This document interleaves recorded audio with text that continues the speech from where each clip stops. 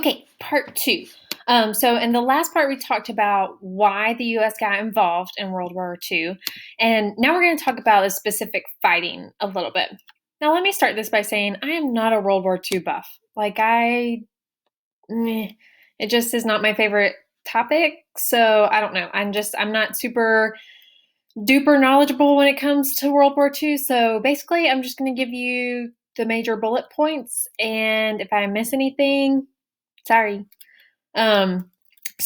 Anyways, you've got in World War II, we're fighting in two different places, and they called those theaters. So you've got the European theater, which is obviously in Europe, and then you have the Pacific theater, which is over here. So we're fighting the Japanese in the Pacific theater, right? And then we're fighting mostly the Germans in the European theater. Right. So right now I'm going to talk specifically about the European theater. So the US was the main supplier of war material to the Allies in the European theater, right? But we had some difficulties there, right? So one of the difficulties was we had to get across the Atlantic Ocean to get to Europe, right? And it was difficult because the Germans are still doing that unrestricted submarine warfare, right? They're still shooting down ships. They still have aircraft that are patrolling the Atlantic and trying to prevent us from bringing in supplies. So we had to go past all the German submarines and aircraft in the Atlantic. Then, once we got on land, the further inland we got away from the shore, we had gasoline shortages. So that was one of the major difficulties in the European theater. So we talk about a few of the specific events, and of course there are so many more than this, but we just hit the high points. So one of them you've probably heard of before was Operation Overlord, which is better known as D-Day. So basically the idea here is Germany has taken over France at this point. And so we are trying to get France back. So we're trying to get the Germans out of France, right? So we have this invasion led by General Dwight D. Eisenhower, who later becomes president. And the idea is that the Germans are going to the Soviet Unions are going to come in from one side, the Allies are going to come in on the other side, and we're going to kind of block the Germans in and force them out of France. So on June 6th of 1944, that's what we call D-Day, and the Allies landed on the beaches of Normandy, France. So you can see that little tiny red square right there. That's where the beaches were.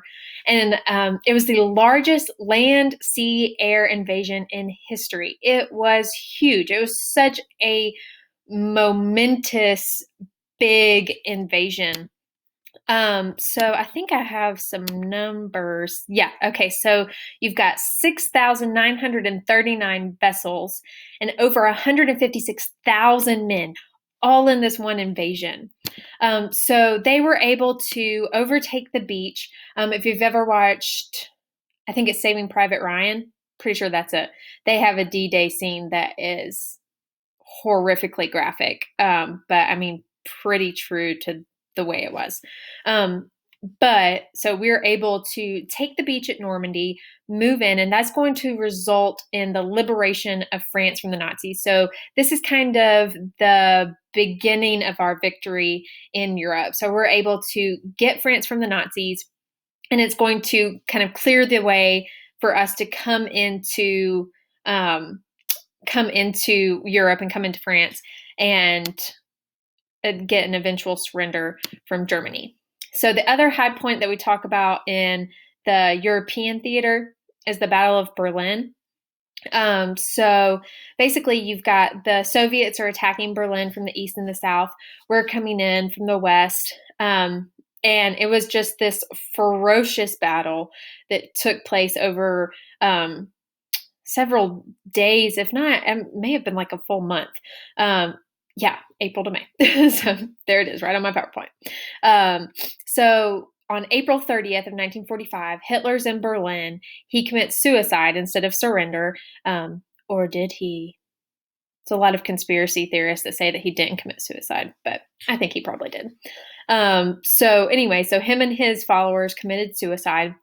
And eventually on May 8th, Germany surrenders, and we call that VE Day or Victory in Europe Day. So that was officially, the Allies have won in Europe.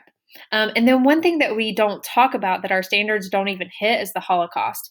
And I know that you guys have probably gotten that in another grade, another class, but just remember that's all happening at the same time. So when we're coming in and liberating these countries from Germany, we're liberating those concentration camps as well. And so that happened as well.